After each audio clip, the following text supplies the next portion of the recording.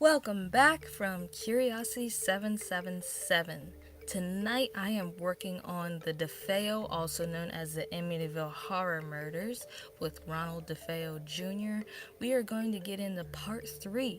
In part 2, I talked about the murders themselves and what could have possibly led Ronald Defeo Jr. into doing these horrible acts. Don't forget to also check out my other videos, part 1 of the Amityville Horror and part 2, as well as part 1 and 2 of the infamous killer clown John Wayne Gacy.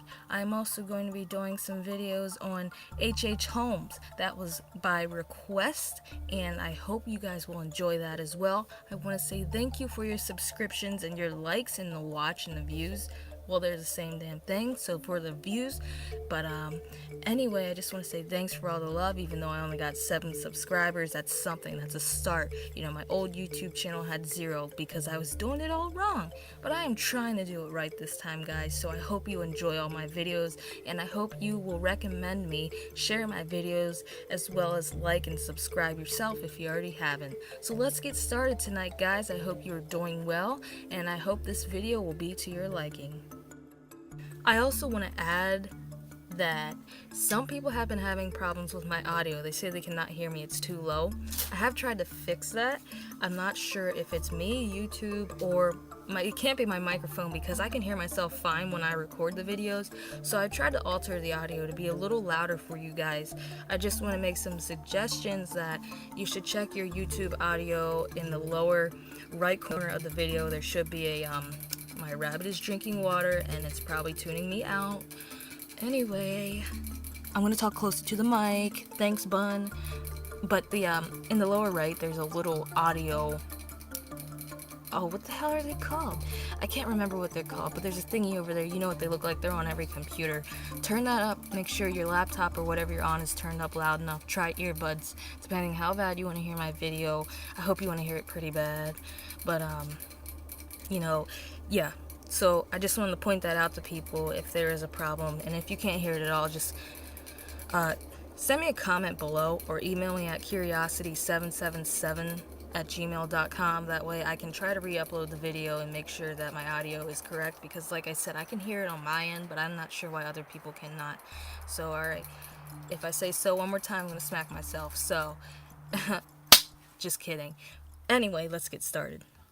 If you did watch my first 2 videos, you probably saw in the second one that at the very end I had the same picture.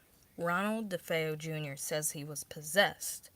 And the reason I think he said this was probably because he may have been possessed, which also made me think about, was his father and his family possessed as well because of the things that went on in the house? The arguing, the feuding, stuff like that. It was just like violence. They were just always arguing behind the scenes, though. But they were generally, in public, a happy family.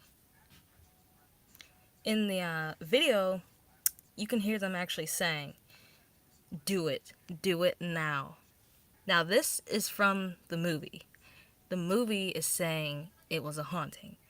This is what we're not sure of, which I'm trying to get a better conclusion of, but I'm going to let you hear it for yourself again, just in case you have not seen the movie or seen my last video. And when I say horror movie, I mean, it was obviously a horrible tragedy, but I mean horror movie as in haunting, satanic, something going on. One of the theories was that the house was built over a not a satanic, but an Indian burial ground. And if you know much on Indian burial grounds, they do not like to be disturbed. They actually curse the ground. From what I have been educated on, they curse the ground so that if they are disturbed, bad things will happen, such as possession and almost poltergeist-like activity. And this activity generally does not go away until either what has happened is gone, or if, for example, somebody disturbs a grave or takes one of their bones or something, it will not stop until the people actually apologize to that specific grave. I'm not sure how they tell who or what, if it's male or female, but until they apologize and put everything back the way they found it. In some cases, that does not even stop the hauntings from going on.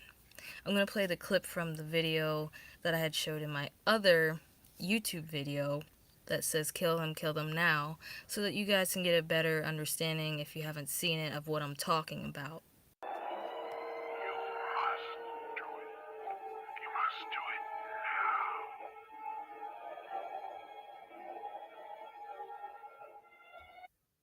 If you didn't hear that, here it is again.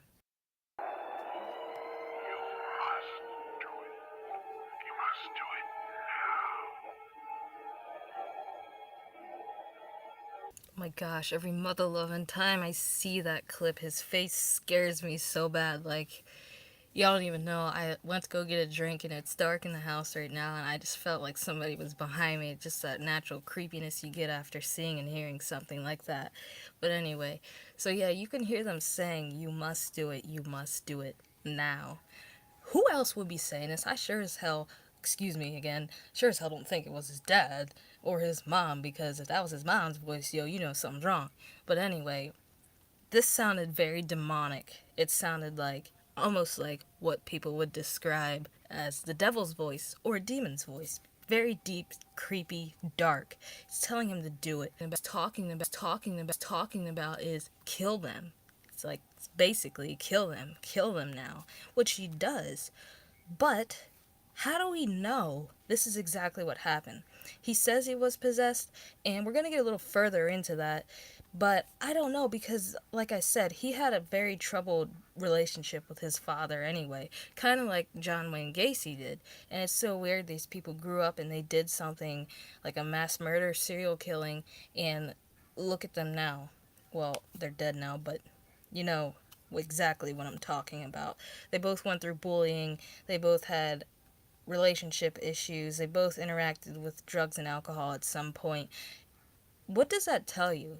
Do you think that is the devil possessing people to do bad things? Because theory has it that the devil is involved with sex, drugs, and alcohol whenever, to an extent. I mean, I think everybody goes through that part of life. If you're exposed, you know, you're like, oh, maybe I want to try it, or maybe I want to drink or something. That doesn't mean you worship the devil or anything, but still, to their extent, it was like, with Ronald Defeo Jr., he was using it as a comfort, and he was also using it abusively. At this time, back then, these weren't really considered really high potent street drugs as they are now, but he was using them abusively, something we would see as a problem here today. So let's look a little further and look a little deeper into things on why they think this was a haunting or a curse. Alright, so let's go. So if you really want to get scientific with it, it is said that there is a canal behind the house, which I believe there is. I'm not sure if it's a canal, because in the other movies, the house... You know what's weird is the house is never on the same plot.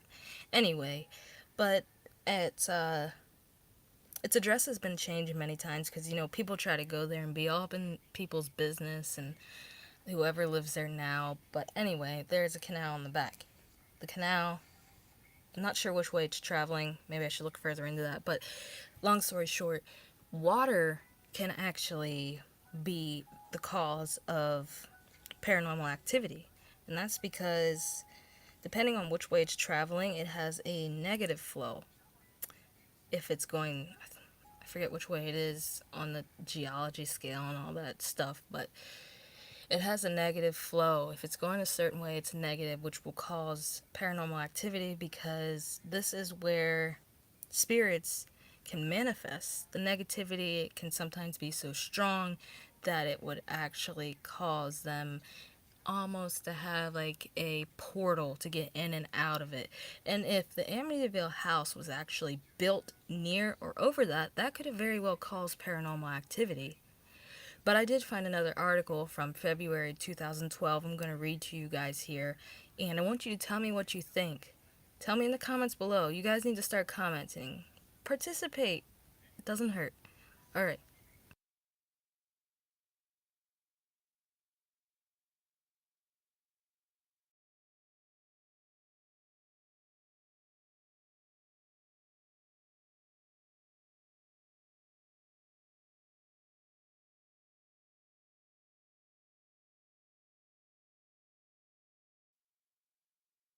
Okay, so I do apologize. You'll probably hear me clicking in the background, but anyway, I'm starting off in the middle of the story.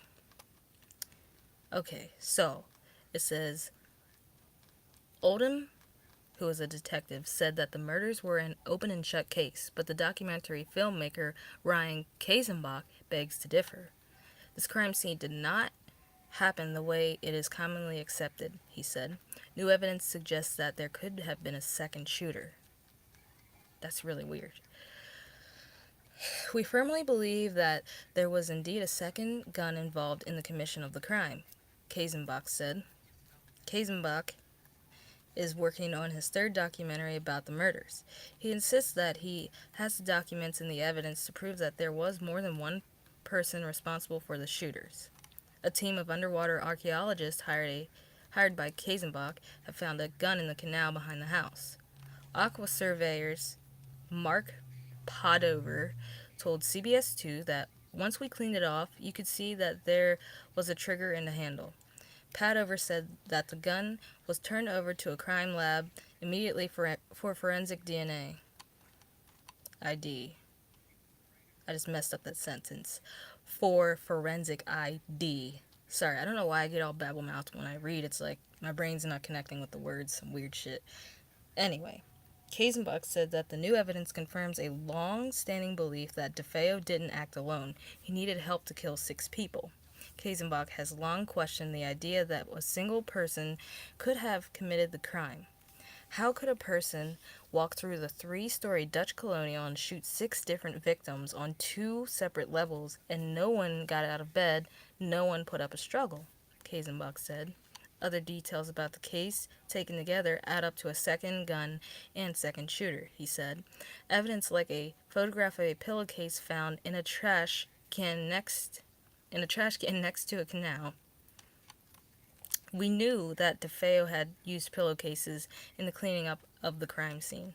After the killing, police said that Defeo used pillowcases to carry a rifle and other evidence that he took from the house, tossed it all in a storm drain. They found his handgun holster, but no gun. Kazenbach said that the missing gun is the one that his team pulled out of the canal. Kazenbach claims that other details from the 1974 police report point to the possibility that someone else helped Defeo kill his family. Eyewitness reports, crime scene photos, and handwritten notes all add up to a second gunman, according to Kazenbach. But Suffolk County police aren't convinced. They say that only one gun and one shooter killed the family. People are creative and the internet allows them to pull up items that they think are facts, when in facts, they are not facts. If I mess up one more time, y'all. When in fact, they are not facts, said Detective Lieutenant Gerald Folks. I don't know how to say that. It's Pelkofsky, like Pelkovsky, something like that. I think it's German again. Homicide chief for the Suffolk County Police Department. So, I don't know. I don't know what to think of that, because what if there was 2 shooters? But why would there be 2 shooters? Like I said in the beginning, he had problems with his father. But why would he kill his whole family out of jealousy, rage? This doesn't convince me that even if there was 2 shooters, I don't think that this had anything to do with anger, jealousy, or anything like that. I really think it was paranormal. I stick to it being paranormal because it just doesn't seem right. Think about it. So this doesn't mean that I'm right, but the way his parents were shot, they were face down, almost as if it was an execution style. I don't believe the man went through the house and was like, yo, mom and dad, you need to flip over because I'm going to kill you.